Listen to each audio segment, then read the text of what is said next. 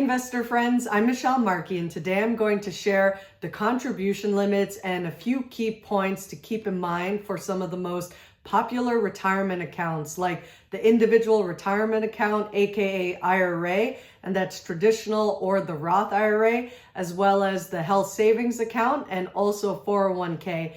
And at the time I'm recording this, it's late March 2024, which means a lot of people could still contribute to these accounts for 2023 with only the IRA and HSA. Sorry, you may have missed the boat on the 401k for 2023 by now, but there's hope for 2024, which I'll also cover.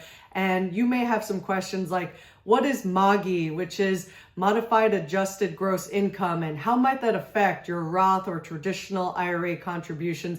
I'll get into that, and to cover some of the basics of what you can expect if you're still trying to contribute for 2023, you're looking at for the traditional or Roth IRA that the deadline is April 15, 2024.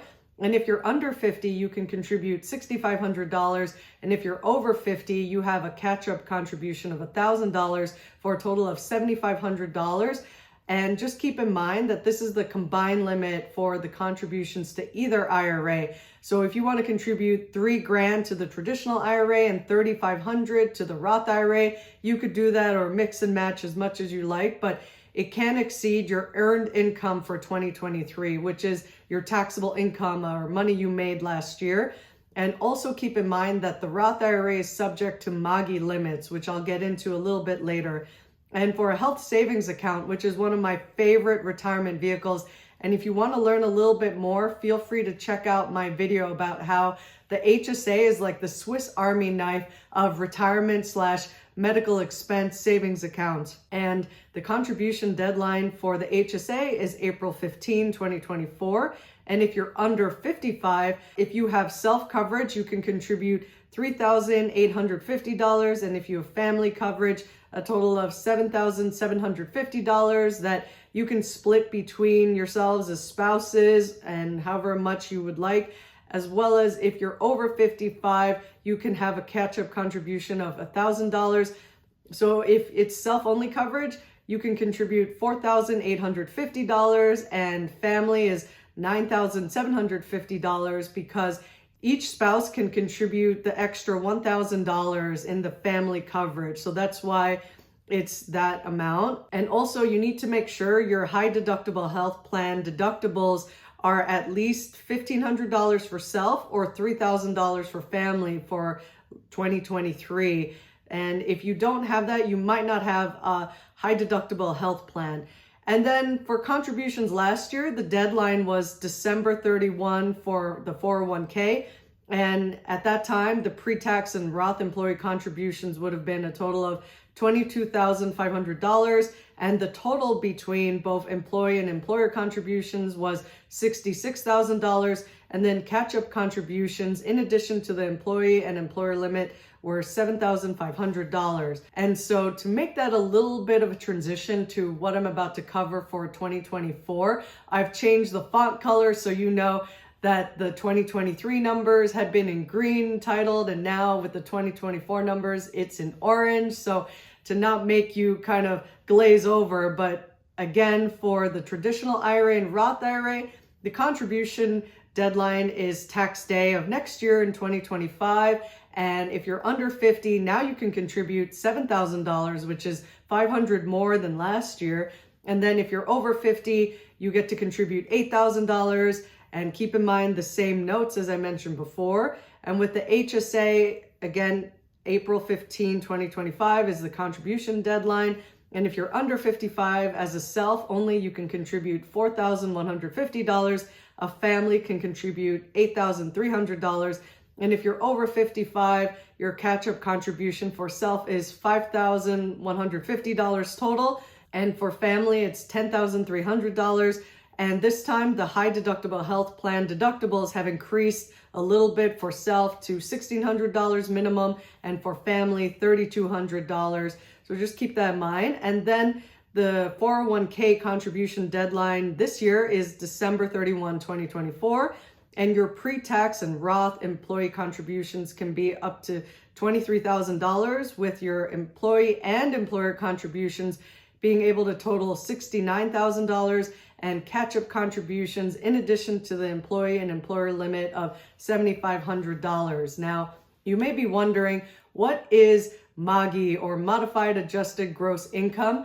And it's in the name, where you have to adjust your gross income. So your MAGI is your adjusted gross income plus your tax-exempt interest income and specific deductions. So when you're calculating your AGI or AGI, you have to do your gross income minus the above-the-line deductions of either student loan interest, health savings account contributions, IRA deductions, educator expenses, and alimony payments. And then if you do your MAGI, you have to take your AGI and then add back these deductions / income of student loan interest, passive income losses, taxable Social Security payments, deductible higher education expenses, half of the self-employment tax you paid, non-taxable Social Security benefits, tax-exempt interest, and untaxed foreign income. And you could learn more about this online. There are several resources that tell you more about MAGI and why that might affect some of what your contribution plans may be to a Roth IRA is important. So if you earn too much, you might be phased out of being able to make Roth IRA contributions. Like, let's say you're single, you could have a total MAGI of under $138,000 for 2023. And for 2024, it should be below $146,000 to be able to contribute the maximum to each of those years respectively. So you can see it gets phased out. And for married filing jointly, I feel like they get a little bit of the shorter end of the stick compared to single individuals, because for 2024, the MAGI for married filing jointly has to be under $230,000, whereas if you divide that, that's only $115,000 each spouse, compared to a single person being allowed to have a MAGI of up to $146,000. So it's a little bit unfortunate, but at least each spouse can contribute $7,000 in 2024 to each of their IRA accounts, as one result shows you. The good thing about Googling is that if you scroll down across some of the results, you'll see that a lot of them answer basically the question I was trying to get at, which, yes, if you have a joint return and have taxable compensation, you and your spouse can both contribute to your own separate IRAs according to the IRS.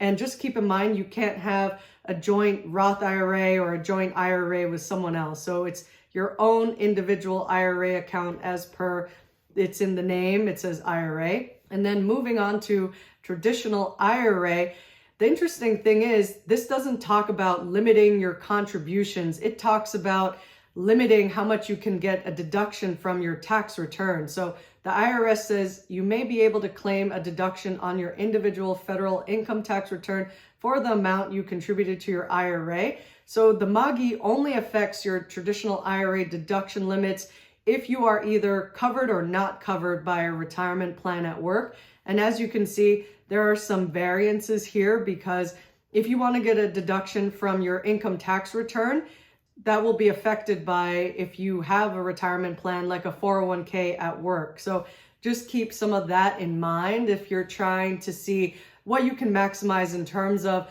your tax return, if you're still trying to get them in before April 15, 2024.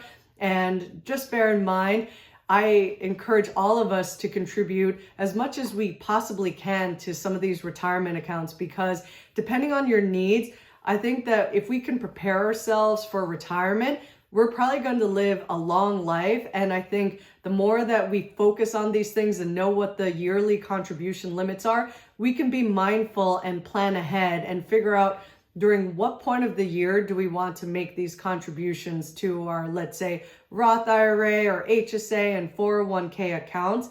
It will vary based on your needs, of course, but definitely look into it. And if you have any questions or comments, feel free to share them in the comment section below, and I'll try to be helpful, because I try to do my best to answer people's questions and comments. So I greatly appreciate those. And if you enjoyed this video or learned something, please like and subscribe. And I wish you well on all of your saving and investing toward retirement. Till next time.